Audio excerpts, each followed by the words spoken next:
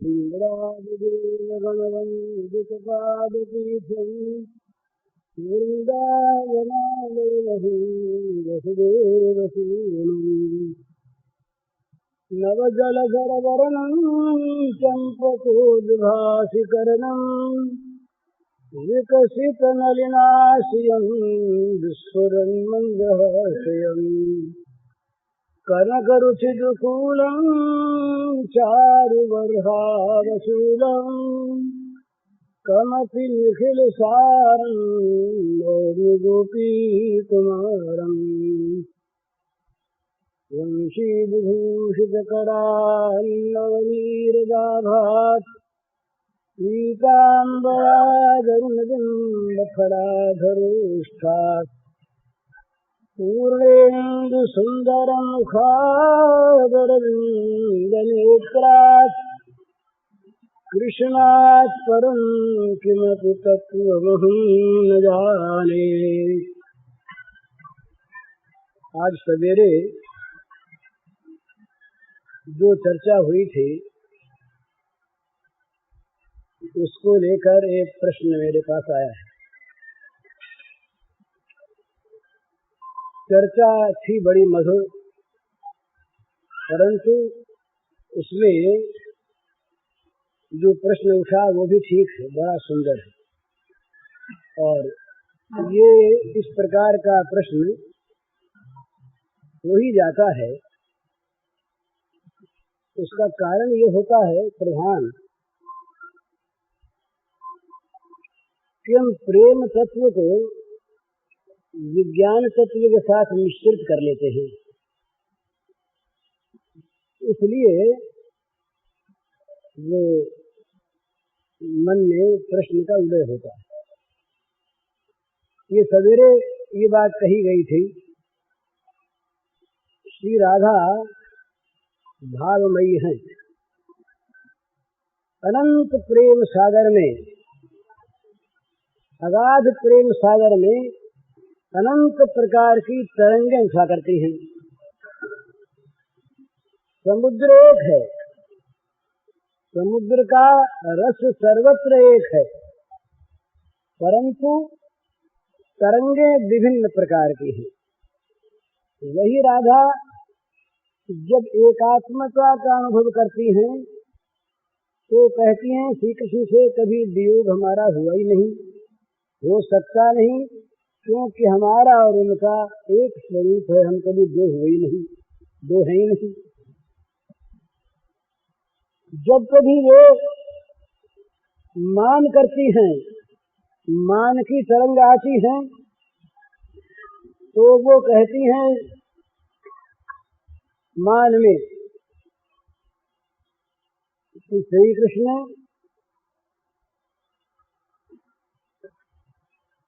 मेरी अपेक्षा बहुत हीन है,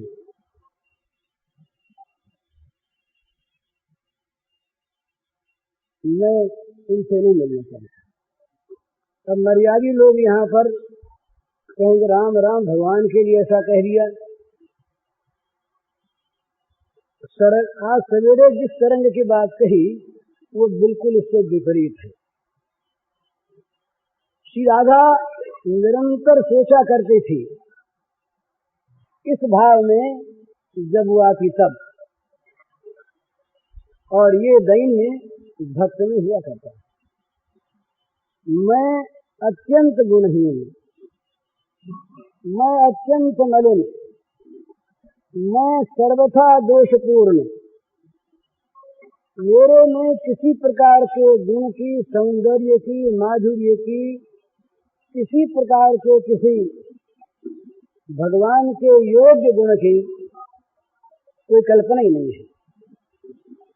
मैं सर्वथा दोषपुंज, मलिनता का समूह मैं हूँ। ये सोचा करते। अब वहाँ ये है प्रेमिका, भगवान है प्रेमास्पद। इधर महीन विषय है सूक्ष्म प्रेम तत्व का, और इस प्रश्न के कारण से उसका जितना मोटा रूप है उसको मैं कुछ बताने की चेष्टा कर रहा हूँ। मोटा रूप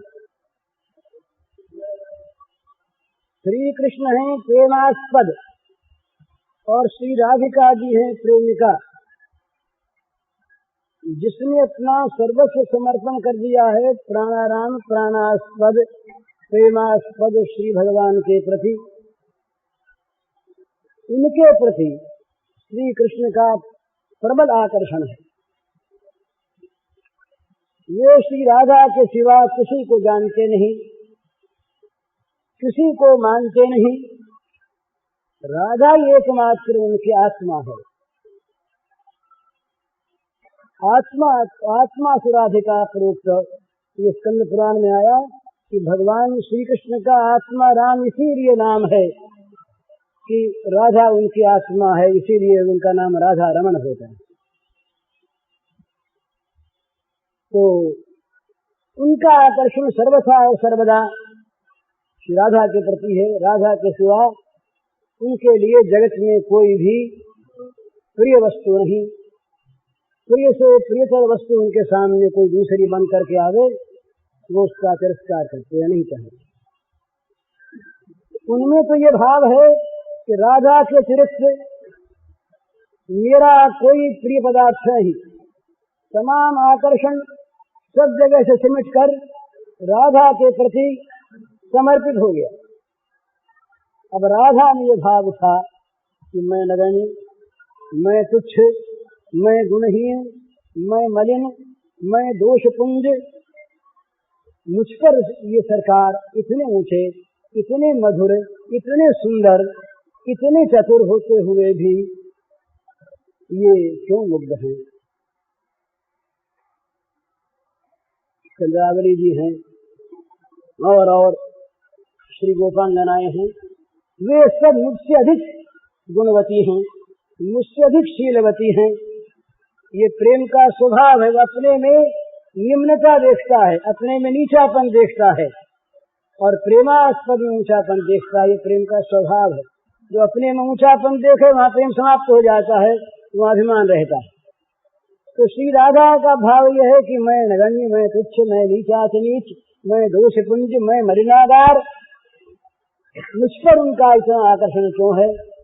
तो राधा उनसे बीच बीच में कहती हैं कि मैं दोषपुंज हूँ, मैं आपके योग्य नहीं, आप मुझसे प्रेम करें, इस प्रकार का मेरे अंदर कोई गुण नहीं, कोई शील नहीं। पर जितना वो कहती हैं उतना उनका आकर्षण और बढ़ता है। तब यहाँ भगवत्ता नहीं रहती। श्री कृष्ण को यशोदा मैया जब लखती हाथ में लेकर डांटती है, खबरदार दुरात्मा कहीं का शरारती बच्चा, बात नहीं मानता, देखिए लाठी मेरे हाथ में, अगर जरा सी छींच की तो लाठी देख, पकड़ के बांध लेती है। और वो वहां का वर्णन आता है श्रीमद् भागवत में भगवान की रोनी सूरत का। आंखों से आंसू बह रहे हैं, काजल बह बह करके श्याम कपोलों पर नई छवि ला रहा है। मैया दाहिना हाथ पकड़े हुए है, डर के मारे शरीर कांप रहा है श्री कृष्ण का। मैया को यूं देख रहे हैं भय के मारे और बाएं हाथ से आंसू पोंछ रहे हैं। क्या यहाँ वो भगवान नहीं?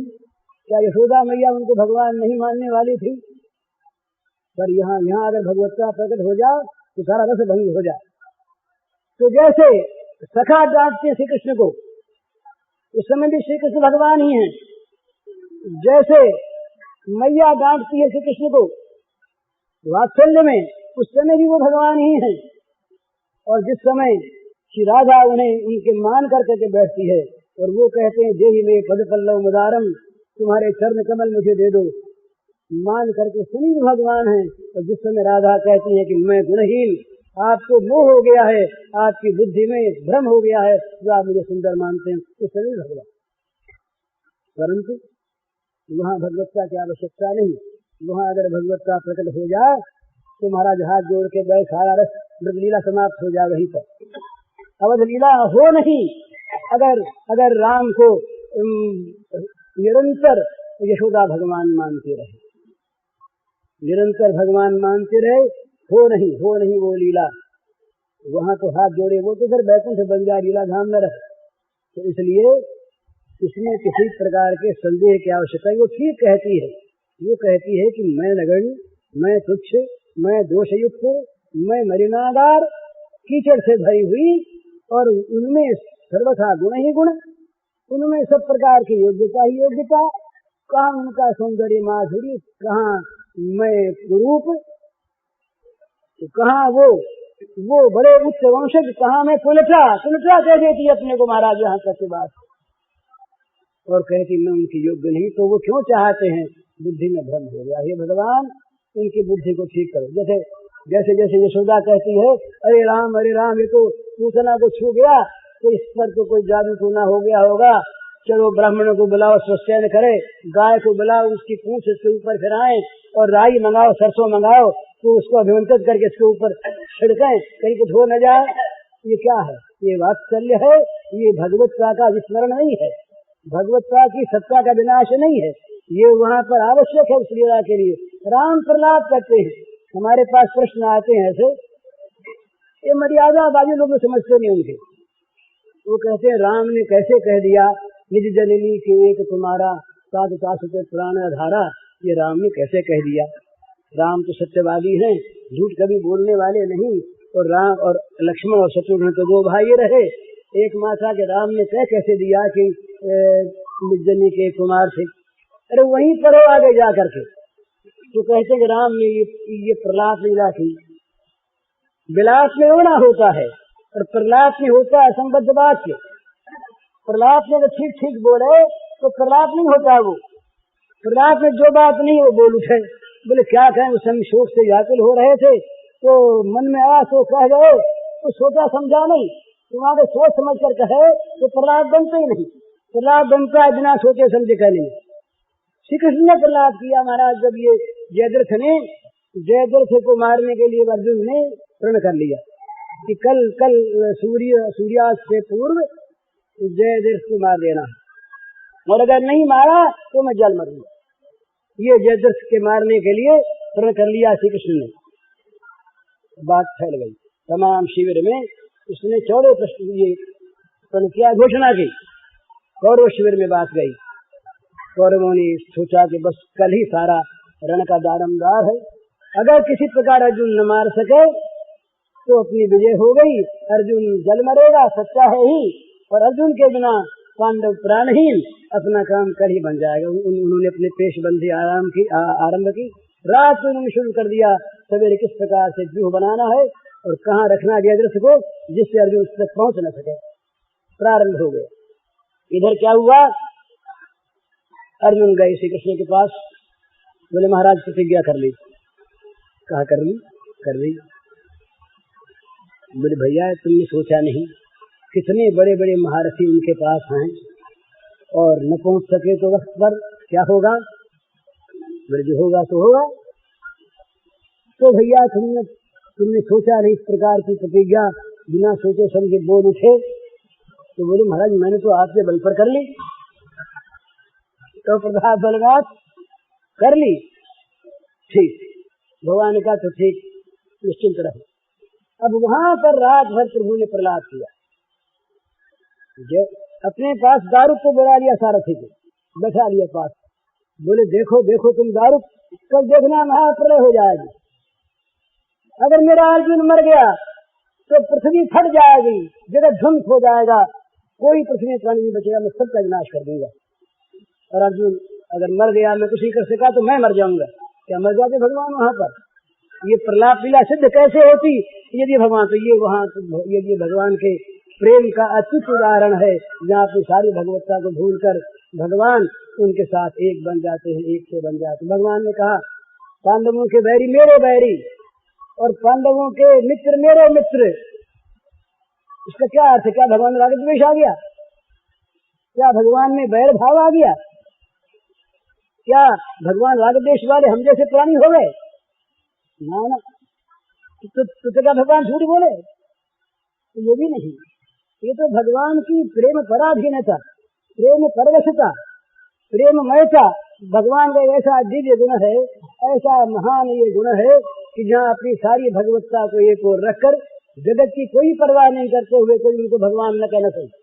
उनको भगवान कहलाने के लिए किसी सर्टिफिकेट भी लेना है कि अमुक लोग प्रस्ताव पास करके ये मान ले ये भगवान है कि नहीं। न सही, छोड़ दो, नहीं मानने वाले मत मानो, तो न मानने वाले मारे जाएंगे, भगवान तो भगवान रहिए।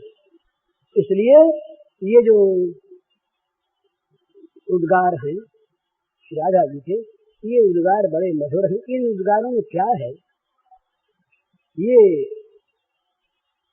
प्रियतम के सुख की इतनी बड़ी चिंता है उनके मन में कि जिस चिंता ने, प्रियतम के सुख की चिंता ने उनको नीचा बना दिया और प्रियतम ने भी मोह की कल्पना करा दी कि भगवान श्री कृष्ण मेरे प्रियतम श्याम सुंदर की बुद्धि में मोह। तो अब यहाँ ये शंका ठीक है कि भाई राधा तो परम ज्ञानमयी सच्चिदानंदमयी, राधा को यह ज्ञान कैसे हो गया कि भगवान की बुद्धि में मोह हो गया है। राधा तो सच्चिदानंदमयी है, राधा ज्ञानमयी है, तो राधा को यदि मोह हो गया, ये राधा का मोह ही है, तो राधा भगवान को श्री कृष्ण को मोहित मानती है, श्री कृष्ण की बुद्धि में मोह हुआ मानती हैं, तो श्री कृष्ण को उन्होंने भगवान नहीं माना। ये शंका होती है, पर ये शंका तो भगवान की सारी लीला में शंका करने वालों को मिल जाएगी, है ही। अरे नन्हे से बच्चे बन गए भगवान, क्या बच्चे बन गए? माता के स्तन के लिए इतने ज्यादा आतुर हो गए स्तनपान के लिए कि मथानी पकड़ के चढ़ गए गोद पर। कहा स्तनपान कराना पड़ेगा मैया, तो मैया ने कहा जरा ठहर जा बेटा, जरा मथ लूं मैं, थोड़ा सा मक्खन निकल आवे, इसके बाद तू पी लेना, दूध देना, बड़ी भूख लगी। चढ़ गए ऊपर, स्तनपान करने लगे, और जब दूध उफरने लगा, माता ने देखा उफर रहा है दूध, उतार के गई तो गुस्सा आ गया आपको, अकेले में दांत पीसने लगे, होठ काट लिया अपना गुस्से में। अगर इसको केवल नाट्य माने तो नाट्य तो कुछ ऑडियंस के सामने होता है, दर्शकों के सामने होता है, अकेले में कौन नाट्य करता है? अकेले में वहां तो अकेले थे, मारा ही नहीं। वो क्या था? वो क्या क्रोध था? तो क्या वो दम्भ था? तो दम्भ भी नहीं, और हम लोगों वाला क्रोध भी नहीं, वो थी प्रेम परवशता, वो थी प्रेम परवशता, वो थी प्रेमाधीनता भगवान की। क्रोधी बने, लोभी बने, मटके कोई फोड़ दिया, बोले ये मटका मैया का है, इसी पर मैया का मोह सिर्फ फोड़ डाले। लोढ़ा उठाया वहां पर, उसके ऊपर भी नहीं फुटा, नीचे पेंदे नहीं मार दी, फूट गया मटका, तमाम दही बह गया। अब डर लगा, भयातुर हो गए। जिनके भय से यमराज भय करते हैं वो भयातुर हो गए, जाकर के छिप गए नवड़ी चादार में। मैं फिर प्रलोभ हो गया कि मक्खन जरा और खा ले। सब मटके रखे थे, उतार करके मटकों को उखल पर गए चढ़ और खाने लगे। इतने में दिखे बंदर, शरारत मन में आ गई, बचपन आ गया, या बंदरों का उतारने की बात याद आ गई। रामावतार में तमाम बंदरों ने विचारों ने बिना रसद के काम किया। जब फौज चलती है तो एक रसद का डिपार्टमेंट अलग रहता है, वो सप्लाई करता है। तो रामावतार में कोई डिपार्टमेंट था नहीं, तो सारे बंदर जंगलों में घूमे, खा पी कर क्या में राम के लिए मरे। तो राम पर रण चढ़ा, तो राम ने सोचा कि इनको कोई उतारना, तो यहाँ उन बंदरों को बुलाया, हाथ से मक्खन खिलाने तुमको लगे बांटने, मक्खन वितरण हो गया। उधर न मालूम कितने बंदर आए, भगवान की लीला भय हुआ, लूट हुई। फिर मैया पीछे से आई, लकड़ी हाथ मेरी छोटी सी चढ़ी थी, तो महाराज डर गए, भागे, भयभीत होकर भागे, पीछे पीछे पकड़ने के लिए मैया जैसे चोर को पकड़ने जा। तो ये क्या भगवत्ता नहीं, ये क्या यशोदा का अज्ञान, ये क्या यशोदा का मोह, ये क्या भगवान की भगवत्ता में और यशोदा का विश्वास। ये सारा का सारा प्रेम साम्राज्य का बड़ा सुंदर ये लीला विलास है। इस लीला विलास में राधा का श्री कृष्ण को मोहित मानना, बुद्धिहीन मानना, और वो सब क्या कहती, बड़ी बढ़िया बात। जरा इस भाव को कुछ समझना चाहिए ये प्रेमी का भाव होता है। मेरे प्रेमास्पद को मेरे कारण से दुख हो रहा है, तो इस दुख को ये दुख मानते नहीं। जैसे हमारे पास कोई खाने की चीज हो और वो चीज हो घटिया, और उसको खाने से खाने वाले के शरीर में कोई रोग उत्पन्न होने की हमको संभावना हो, और वो खाने वाला उसी को खाना चाहे और न खाने दे तो उसको दुख हो, तो हम क्या समझेंगे? हम ये समझेंगे कि भाई ये इसकी बुद्धि में मोह हो गया है, भगवान दया करें और ये अच्छा खाना खाने लगे और इसको छोड़ दे तो ये दुख से बचे। उनको दुख से बचाने के लिए अपनी कल्पना का दुख है, उनको दुख से बचाने के लिए अपनी चीज को हम नीचे से नीचे मानकर और ये मानते हैं कि इसको छोड़ दे, और जब छोड़ देते हैं किसी कारण से उनके सामने दूसरा खाना आता है, तब हम समझते हैं अब भगवान ने बड़ी कृपा की हम पर, हमारे प्राणनाथ आज समझ गए, अच्छी चीज खाने लगे, बुरी खा रहे थे, बीमार हो जाते, अब वो चंगे हो जाएंगे, अच्छे हो जाएंगे, उनके लायक खाना उनको मिल गया, अब मैं निहाल हो गया, इसमें क्या बड़ी बात बताइए। तो राधा यही समझती है कि मैं भरी हुई हूँ मलिनता से, और मुझ पर वो करते हैं प्रेम, ये उनका मोह है, ये मोह छूट जाए तो जो दूसरा कोई उनके योग्य हो उसे वो ग्रहण कर ले तो मेरा दुख मिट जाए। ये तो प्रेम में परम त्याग की चीज है, और ये त्याग होता है जहाँ जहाँ पर स्वसुख की कल्पना है, वहाँ ये होगा कि हमारी चीज बड़ी अच्छी, हमारी इतनी अच्छी चीज है और ये कदरदान नहीं है, हम तो इतनी अच्छी चीज अर्पण करते हैं, हमने अपना तन मन धन सब दे दिया और फिर भी ये दूसरी तरफ ताकते हैं। ये भावांतर देखिए आप, एक भक्त यूं कहता हो भगवान से कि हमने सर्वस्व अर्पण कर दिया नाथ आपके, कुछ रखा नहीं, हम सब कुछ हमने छोड़ दिया, और इसके बाद भी आप दूसरी तरफ देखते हैं, हमारे नहीं होके रहते, हम पर कृपा नहीं करते, तो हमारे त्याग का क्या कोई मूल्य नहीं? हमारे त्याग के आपके मन में कोई कदर नहीं? तो उससे उनको अब ये ठीक है वो ठीक बताइए। यहाँ हम भगवान से अपनी ताबेदारी करने को कहते हैं कि हमने जो कुछ तुमको दिया उसके बदले में तुम दो, तब तो तुम हमारे प्रेमी, तब तो तुम अच्छे आदमी, तब तो तुम सज्जन और नहीं तो दुर्जन। इसका प्रकारांतर से यही भाव होता है।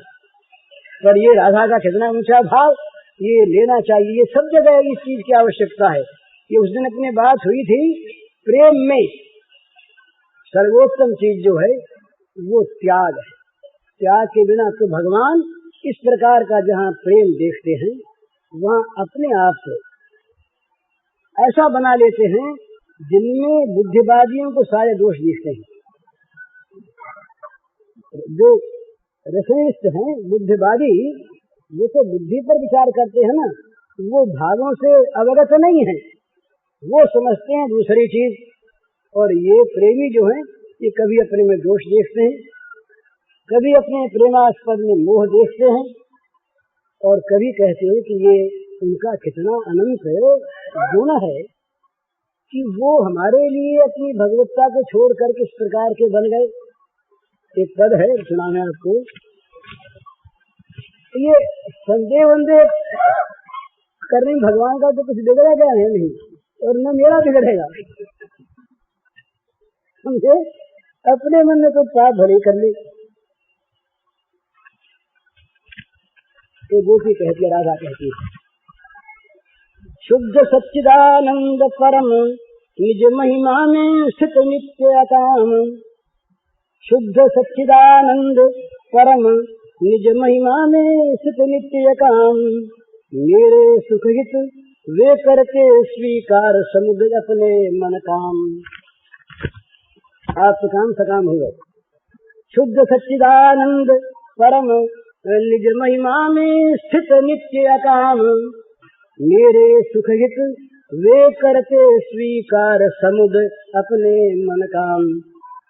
सहज वासना राग रहित जो ममता रहित नित्य अविकार। एक स्वरूप है।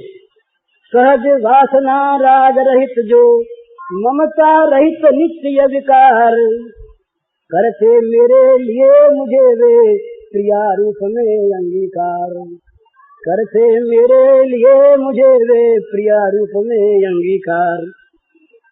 एक एक गुण पर जिनके मोहित सब सुर ऋषि मुनि संसार, एक एक गुण पर जिनके इत्थम भूत गुणो हरि, आत्मा रामाश मुनयो निर्गुण सारप्य रूप में पूर्वंत है तुम भक्ति इत्थम भूत गुणो हरि। आत्मा राम मुनि जिनके गुणों से आकर्षित होकर के अहेतु की भक्ति करने को बाध्य होते हैं, वे एक एक गुण पर जिनके मोहित सब सुर ऋषि मुनि संसार, प्रेम रूप वे रहते नित्य विमोहित मुझ पर बिना विकार, विकार तो नहीं होता पर मोहित रहते, प्रेम रूप वे रहते नित्य विमोहित मुझ पर बिना विकार। जिनके अंग अंग पर नित्य निछावर कोटि कोटि शतकाम, जिनके अंग अंग पर नित्य निछावर कोटि कोटि शतकाम, वे मेरा सौंदर्य निरखते नित्य न ले पाते विश्राम, वे मेरा सौंदर्य निरखते नित्य न ले पाते विश्राम। जिनको पल भर कभी न लगती भूख प्यास जो रहते तृप्त, जिनको कभी न पल भर लगती भूख प्यास जो रहते तृप्त, मेरे रस प्रसाद कनहित शुचि वे रहते हैं नित्य अतृप्त, मेरे रस प्रसाद कन हित शुचि वे रहते हैं नित्य अतृप्त। रति रसमय रस रूप रसिक वे दिव्य प्रेम रस पारावार, रति रसमय रस रूप रसिक वे नित्य प्रेम रस पारावार, प्रेम सुधा रस पान निरत नित दिव्य प्रेम विग्रह साकार, प्रेम सुधा रस पान निरत नित दिव्य प्रेम विग्रह साकार। वो कहती हैं कि जो परम शुद्ध सच्चिदानंद घन है, जो अपनी महिमा में नित्य स्थित है, कोई बाहर के लिए मजा नहीं खींच सकती, वो जो नित्य निष्काम है, परम शुद्ध सच्चिदानंद घन नित्य निष्काम स्व महिमा में परिनिष्ठित भगवान, वे मेरे सुख के लिए और समुद प्रसन्नता के साथ बाध्य होकर नहीं काम का स्वीकार करते हैं, सकाम बन जाते। और जो जिनमें वासना आसक्ति ममता का स्वाभाविक अभाव है, भगवान को ममता आसक्ति वासना छोड़नी नहीं पड़ती दुख दोष देख करके। विषय वासना विषय आसक्ति ममता इत्यादि का जिनमें स्वाभाविक अभाव है ही नहीं इनमें, वो भगवान मेरे लिए मुझे प्रिया रूप में अंगीकार करते, अंगीकार अंग लगाते हैं, अंगीकार का अर्थ मुझे प्रिया रूप में वे अंगीकार करते हैं, वे भगवान। और जिनके एक एक गुण पर ऋषि मुनि देवता सारा संसार विमुग्ध है, एक गुण का कण पाकर ऋषि मुनि अपने को धन्य मानते हैं, वे भगवान, वे प्रेम रूप भगवान मुझ पर नित्य मोहित रहते हैं, विकार न होने पर भी। एक एक गुण पर जिनके मोहित सब ऋषि मुनि संसार, वे मेरा सौंदर्य निरखते प्रेम रूप वे रहते नित्य विमोहित मुझ पर बिना विकार। विमोहित विशेष रूप से मोहित रहते हैं मेरे ऊपर, विकार न होने पर भी वे सब। और रही सौंदर्य की बात, तो सौंदर्य सार है, जिनके सौंदर्य के कण को लेकर ये मदन अंत सौंदर्यशाली बना, जिसका जिनके सौंदर्य समुद्र की एक बूंद सारे संसार के सौंदर्य का आधार है। इस प्रकार जिनके एक एक अंग पर वार्य कोटि कोटि शतकाम, करोड़ों करोड़ों कान, जिनके एक एक अंग पर न्यौछावर किए जाते हैं, वे श्याम सुंदर वे मेरा सौंदर्य निरखते, नित्य न ले पाते विश्राम। ये दिन रात मेरे सौंदर्य को निरखते रहते। और शबरी चक्कर को भी नहीं खाती। क्यों नहीं खाती? कि वह राम को दे सकती। क्या सुंदर भाव है। एक कथा आती है सभी पुरानी। एक भील था, भील। वो भील था, जंगल में रहता। जंगल में रहता एक भील। तो किसी महात्मा ने बताया इसे, ये पुराण की कथा है भला, आधुनिक भक्तमाल की नहीं और मेरी बनाई तो है ही नहीं। तो पौराणिक कथा। तो भील रहा, तो वो जंगल में रहता। किसी महात्मा ने कहा कि तुमको जो उपाय बताते हैं भगवान की प्रसन्नता का। अब जो बहुत तार्किक नहीं होते ना, उनके लिए एक बात की काफी है, उसका उद्धार करें। और हम लोगों के लिए लाख सुनते रहे और 20 वर्ष बीत जाए, हम सुनते हैं पर सुनने के लिए, करने के लिए नहीं सुनते। उसे सुना करने के लिए पूछा, महाराज बताओ क्या करें। इसीलिए प्राचीन काल में जिज्ञासु अधिकारी को उपदेश होता था, उपदेश बढ़ता नहीं था, उपदेश की दुकान नहीं खुलती थी। तो उससे कहा महात्मा ने, तुम एक काम करो, जंगल में स्थान पर एक भगवान की मूर्ति है, पूजा उजत होती नहीं, तुम उसे भगवान मानो। और रोज तुम एक काम करो कि जो सबसे मीठी चीज तुमको लगे, सबसे बढ़िया, वो उन भगवान को चढ़ा दिया करो। समझ रही चीज। अब सीधा आदमी, अब ये पढ़ा लिखा था नहीं, अब मीठी का पता कैसे लगे, स्वाद का पता कैसे लगे। तो रोज वो क्या करता, कोई फल तोड़ता किसी पेड़ का, और फल तोड़कर उसे चखता, मीठा होता तो ले जाता दौड़ करके वहां भगवान के पास, उनके मुंह में रख देता। और न स्वाद होता तो फेंक देता या अपने खा लेता। बुरी चीज अपनी। एक दिन उसे फल मिला, उस फल को लेकर, फल को उसने मुंह में रखा, तो था बड़ा मीठा। वो निकालने लगा तो दैव की गति ऐसी, भगवान की मर्जी, वो गले में चला गया। अब उसके बड़ी व्याकुलता हुई कि इसको निकलना तो है नहीं, ये इतना बढ़िया अक्सर हमारे पेट में क्यों जाए, ये जाए हमारे सरकार के पेट में, और निकलता है नहीं। तो उसे गला पकड़ लिया। अब गला पकड़ के उल्टी करने लगा। अब देखिए ना कितनी चलता है, उल्टी में अगर निकल जाए तो ज्यादा उसमें, अब उल्टी में जूझा हो जाएगा या खराब हो जाएगा, इसकी परवाह उसे नहीं है। ये तो एक भावापन्न है। भगवान जो है ये ऊपर की जगह को नहीं देखते, ये तो अंतर को देखते हैं। तो साहब वो नहीं निकला, इसने अंगुली भी अपने मुंह में कैसे उल्टी हो जाए, नहीं हुई। तो दौड़ा गया वहां भगवान के सामने, दौड़ करके आते हुए तो प्रार्थना लगा, कैसे निकले करने लगा, वो निकले नहीं, वो मसले में गया।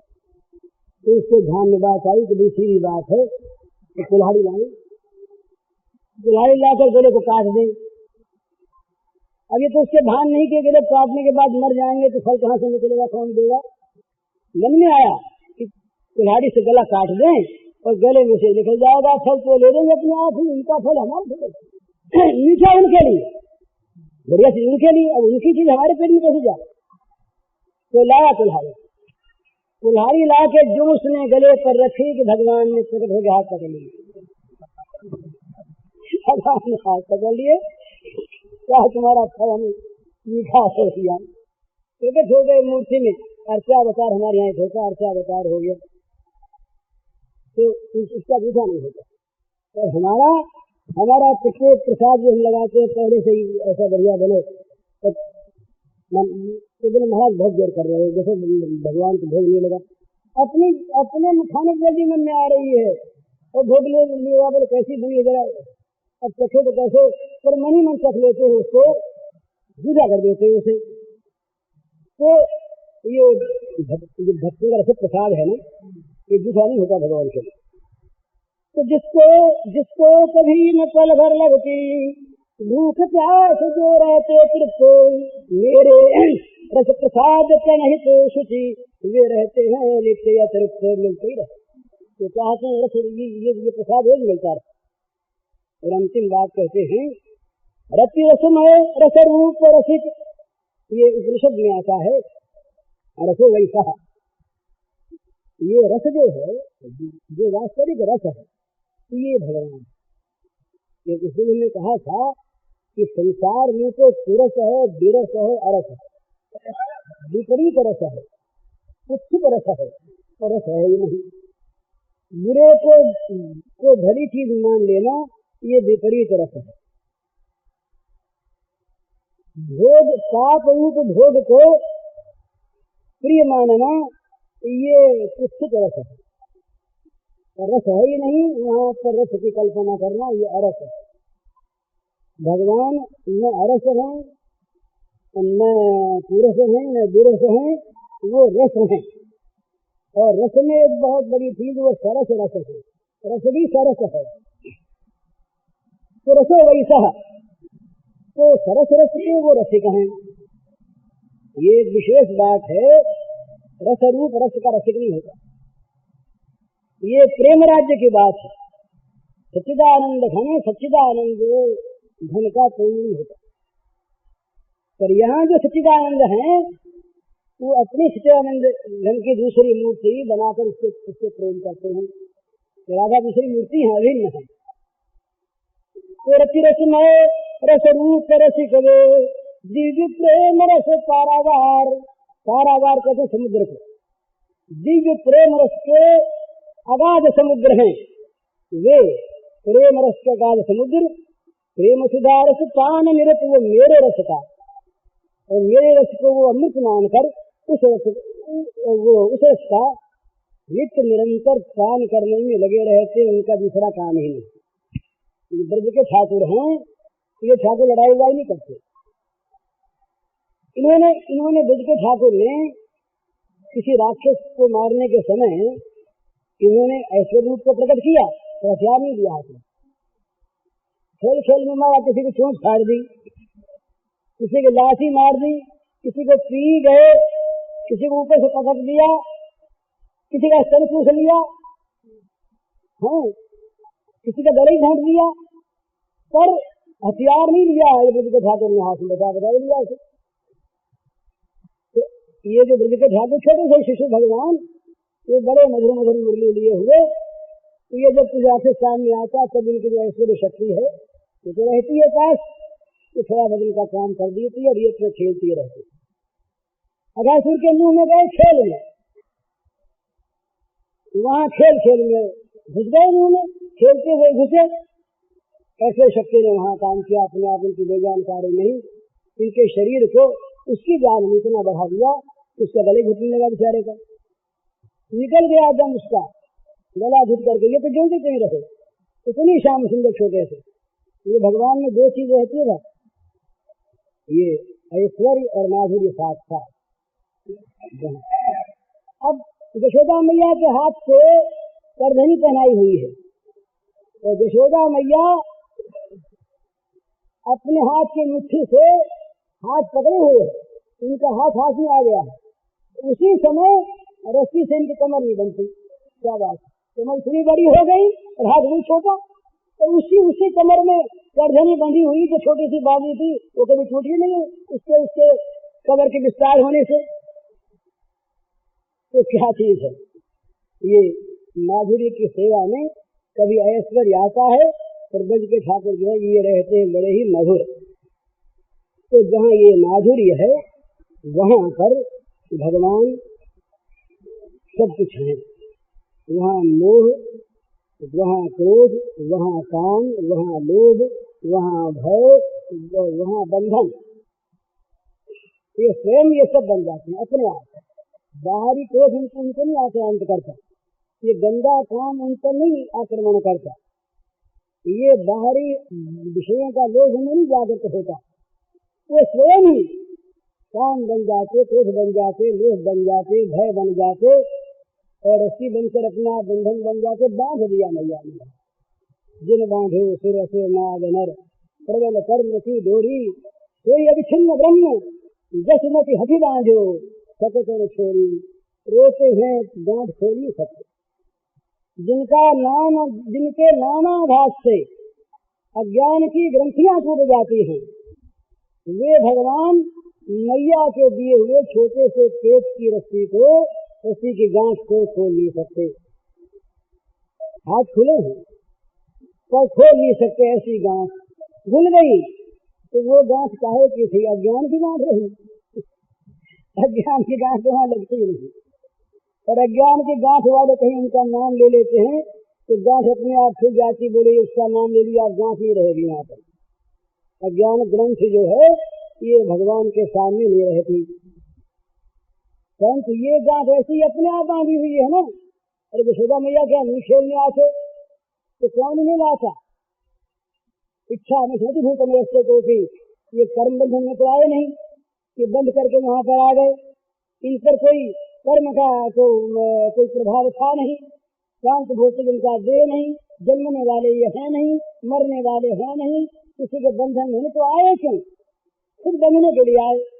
अपनी लगाई हुई गांठ, अपनी गांठ को अपने आप कैसे खोले? तो मैया से रोते हैं, वो खुलती नहीं गांठ। जब यमराज वो पेट में फूट कर गिर पड़े और वो नलकूब और मणिगिरी निकले, मैंने श्रवण किया, फेरी वेदी बच्चे देखते रहे कि ये कौन निकले आग से जलते हुए, जो ये देवता थे तो खड़े खड़े देख रहे, ये देखो ना, ये तो कन्हैया गया, हाथ जोड़ते हैं और ये क्या बड़बड़ाते हैं, उनको तो समझे नहीं बेचारे, उन देवताओं की भाषा थे।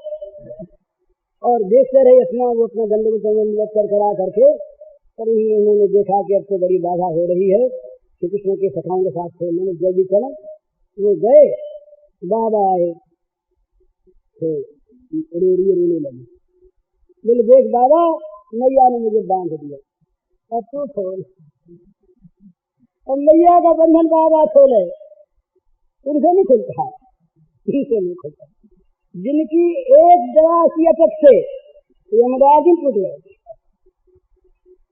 और माना नहीं, ये बाबा ने माना नहीं।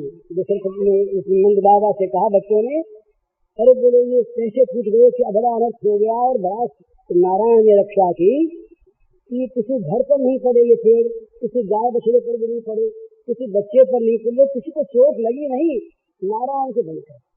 और ये कन्हैया बच गए, तो उनको से बना ही हुआ था।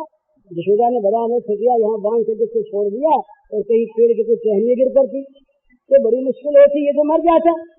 तो बाबा बड़े सन्न हो गए, तो उन्होंने कहा बच्चों ने कि बाबा, अरे कन्हैया ने तो गिरा इन पेड़ों को, हमने देखा इसने ला करके उछल को अटका दिया और झटका दिया तो पेड़ फूट के गिर पर इसने गिराए। तो बाबा हंसने लगे, जैसे बच्चे जो थे ना, बेसमझ बच्चे हैं, बड़ा कन्हैया से कहीं पेड़ फूटते जो हिलने वाले नहीं, इससे नहीं पूछते। अब कन्हैया लगे रोने, बोले देख बाबा, मैया ने बांध दिया मुझको, अब बाबा देख मैया की गोद पे जाऊंगा नहीं, मैया आएगी तो बोलूंगा नहीं उससे, उसकी गोदी जाऊंगा नहीं, और तू मेरा बंधन खोल दे। चिपका लिया हृदय से श्याम सुंदर को नंद बाबा ने, आंखों से आंसू बहने लगे। कहा यशोदा बड़ी निष्ठुर है, दया नहीं आई उसको, इस नन्हे से श्याम सुंदर नवनील बन, ये परम कोमल, इसको रस्सी से बांध दिया यशोदा ने। अकल मारी गई, बुद्धि रही नहीं, खोली गांठ, चिपका लिया हृदय से, सुसुक कर रोने लगे नंद बाबा, और आप याई थोड़े कन्हैया रोने लगे। जब देखा बाबा रोता है तो थोड़ी पकड़ कर बोले, अरे बाबा रो मत, बाबा तू मत रो, तेरा रोना देखे मुझे रोना आता है, तू रो मत बाबा, हंस। तो बोले मैं तो कब हंसू कि तुम मैया की गोद जाए। बोले बाबा ये तो कैसे होगा? तो बोले मैं रोऊंगा। कैसे अच्छी बात बाबा, तू रो मत, मैं मैया की गोद चला जाऊंगा। अब बताइए, ये भगवान की लीला, इस लीला में कहीं अज्ञान है क्या?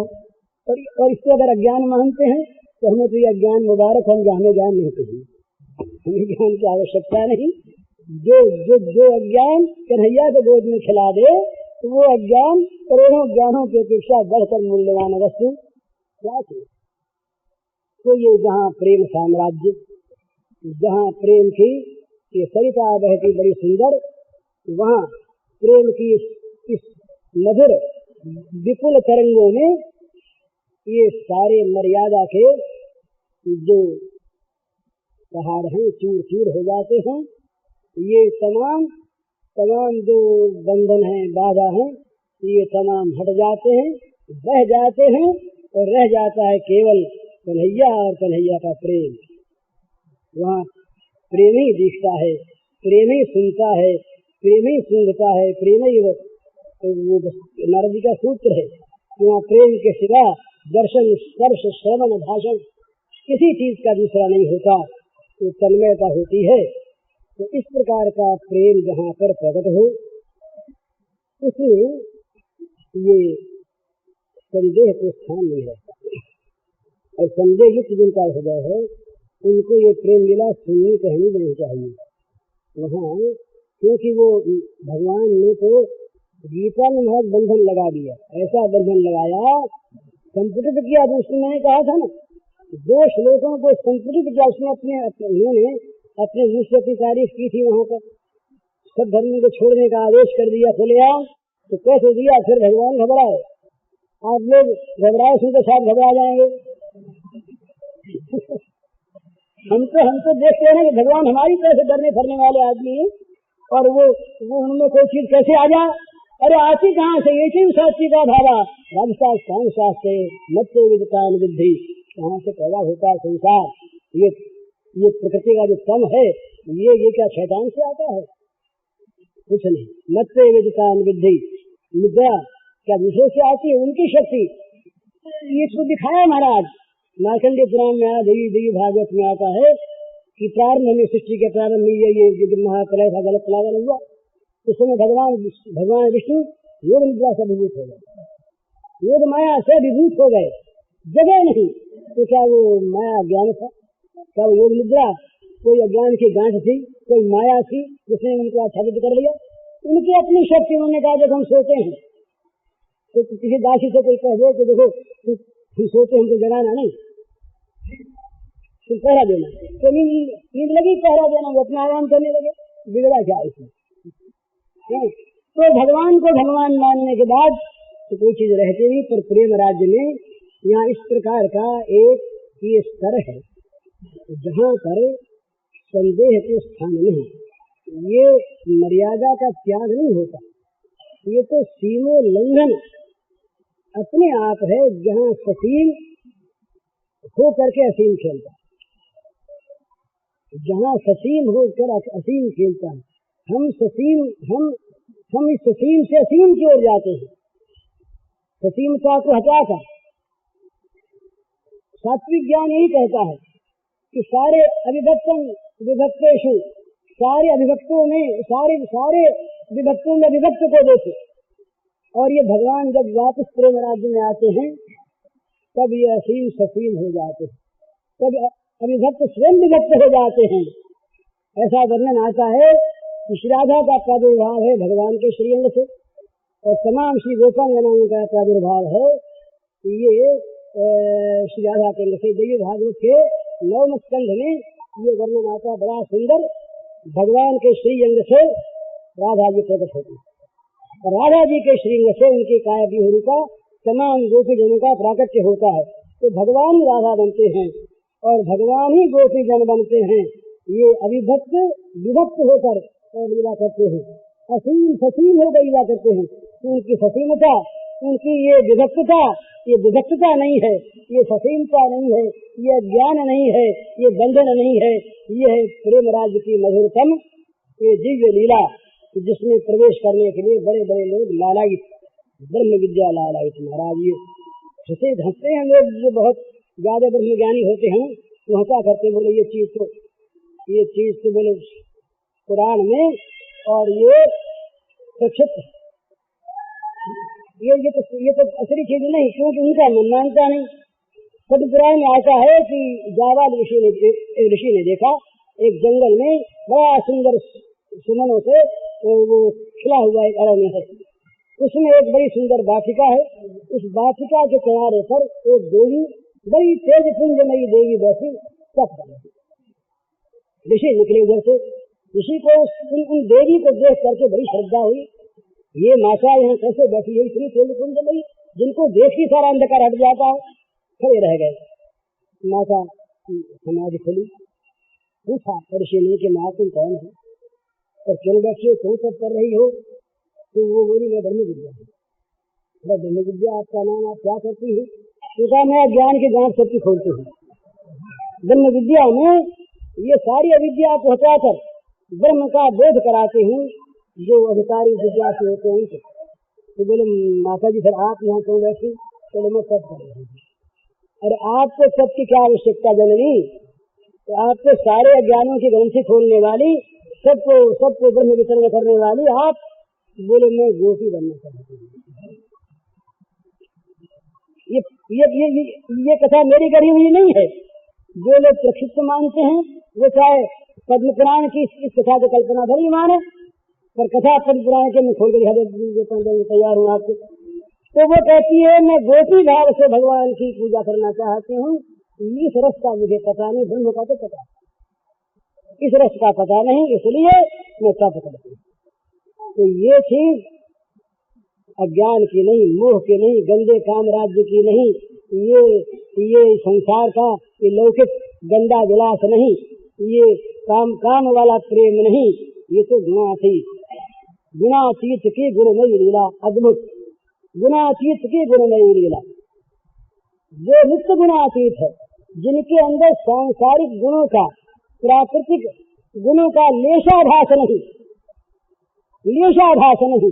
लेश गंधाभास नहीं, उनकी ये अप्राकृत जगत में प्रापंच लीला, ये निष्प्रपंच की प्रापंच लीला। भागवत में ये शब्द आया है कि ये निष्प्रपंच की प्रापंच लीला।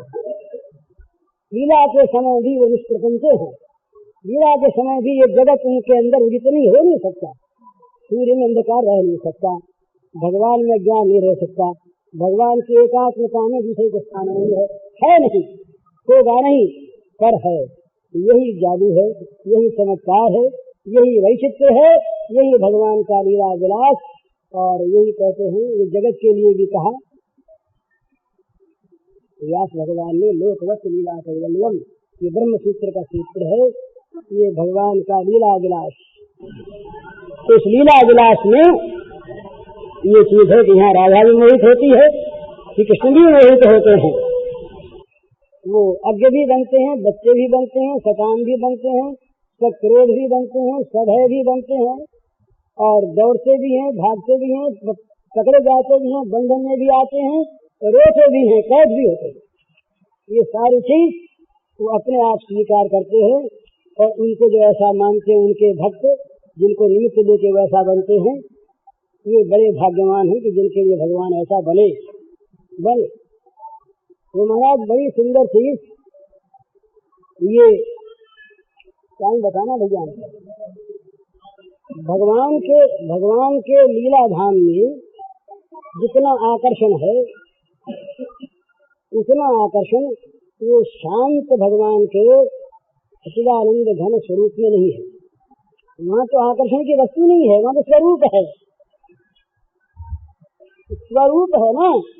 वहाँ तो सारी लीलाओं का शांत समुद्र में अवसान है, और यहाँ सारी लीलाओं का विच्छान है। तो कल जैसा मैंने कहा था, ये नाचता हुआ ब्रह्म है, वहाँ शांत सोया हुआ ब्रह्म है। और ब्रह्म ये नाचने वाला ब्रह्म, नारद से सुख व्यास रखे, प्रतिहारे कहू पुनि कारण पावे, साहि अहिर किछो हरिया, छछिया बर छाछत नाच नचाम। बड़े बड़े देवता जिनको मानते पूजा करते, जाहि अखंड अनंत अभेद अछेद सुभेद बतावे। अखंड है, अछेद है, अभेद है, अभिन्न है, अरूप है, स्पर्श है, सब कुछ वो सब में है। ये लगा निषेध मुख से भगवान का वर्णन, और ये भी वो, ये भी वो, ये भी वो, ये भी वो, जिसे देखो तो श्याम में ये विधि मुख से भगवान का वर्णन, दोनों ही आवश्यक है। गीता में निषेध मुख बहुत कम आता है। वहाँ श्याम सुंदर खेलते हैं तो वहाँ नहीं कहते हैं कहते। ये तो कहते हमारे सिवा कुछ नहीं है, पर हम हैं कहते हैं।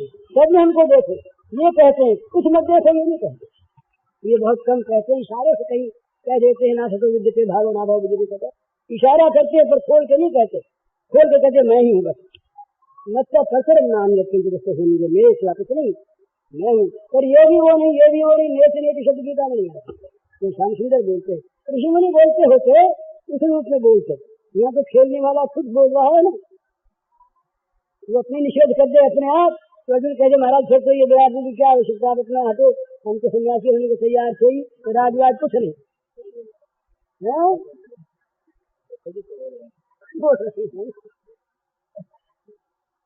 तो अर्जुन से यही कहलवाया करिष्य वचनम, तो बोले हमारा वचन मानोगे? बोले हाँ। बोले कहो युद्ध, उठाओ हथियार हाथ में, लड़ो। पर देखो भैया ये पहले ही याद कराए, तो लड़ो, पर लड़ाई के कर्म को राज्य की आशा निष्ठा ममता के भंग के गोदाम में मत फेंकना। तो कहाँ फेंके महाराज? तो मई सर्वाने करवान चलिए किया अध्यात्म चेतसा निराशी निर्ममो भूतवा युद्ध से जगत ज्वर, ये मेरी गोदाम में, मेरे में सबका निक्षेप, संन्यास माने निक्षेप, भली भांति परित्याग करके चले जाओ, उनमें बोले उनको छोड़ो। निराशी निर्ममो भूतवा युद्ध से जगत ज्वर, आशा छोड़ दो, ममता छोड़ दो, तो कामना के बुखार को उतार दो। विगत ज्वर, ज्वर जो है ये काम ज्वर है, कामना के बुखार को उतार दो और बस लड़ो। युद्धस्व पर लड़ते रहो और मुझे फेंकते रहो, इस कर्म को मुझे फेंकते रहो। सर्वाणि कर्माणि मयि सन्न्यस्य, अध्यात्म चेतसा का बड़ा महत्व है, मुझे मन को लगाए हो इसका ये लड़ो। पर सर्वेषु कालेषु मां स्मरयुध्य च मयि अर्पित मनो बुद्धि, मन बुद्धि मुझ में रखो, लड़ो मेरे लिए। बुद्धि का प्रयोग लड़ने के द्वारा मुझ में लगाने के लिए करो, मुझ में लगे हुए बुद्धि से लड़ो, मुझ में लगे हुए मन से लड़ो, मुझ में लगे हुए जीवन से लड़ो। तो क्या होगा? नाम एव एष्यसि असंशयम, ये दूसरों के लिए कहा, मुझको ही प्राप्त होगे निस्संदेह। एव भी और असंशय भी दोनों, कहीं कहीं मानने वाले भूल न रह जाए। महाराज जी प्रेम राज्य की बड़ी मधुर बात ये बनारसी बाबू ने पूछ ली तो ये वर्णन हो गया, नहीं तो आज दूसरी बात कहते हैं। हरिओम। पूज्य श्री भाई जी के इस प्रवचन का शीर्षक है भगवान की लीलाओं का रहस्य और उसका कैसेट संख्या है 105। यह प्रवचन पूज्य श्री भाई जी ने गीता भवन स्वर्गाश्रम में दिनांक 14 अप्रैल 1960 को सायंकाल दिया था।